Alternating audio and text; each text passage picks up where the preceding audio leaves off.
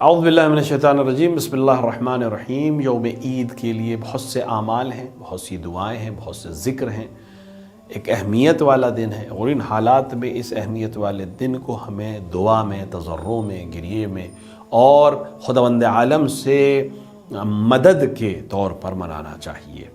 آج کے دن کے اعمال میں سب سے اہم عمل جو مفاتی میں بھی اور دیگر دعاؤں کی کتابوں میں موجود ہے، ایک غسل کرنا، وہ تکبیریں جو شب عید ذکر کی جا چکی ہیں ان تکبیروں کا نماز صبح کے بعد اور نماز عید کے بعد پڑھنا، اور ساتھ ہی ساتھ زیارت امام حسین علیہ السلام کو پڑھنا اور زکوٰۃ فطرہ ادا کرنا۔ اس کے علاوہ بھی بہت سی دعائیں ہیں، ان کو آپ مختلف کتابوں سے یا ویب اپلیکیشن سے حاصل کر سکتے ہیں۔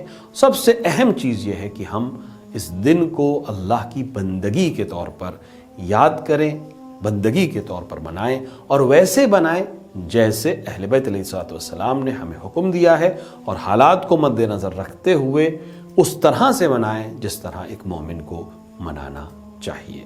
اپنے لیے بھی دعا کریں، اسلام و مسلمین اور خصوصاً ایران عزیز کے لیے دعا کرتے رہیں۔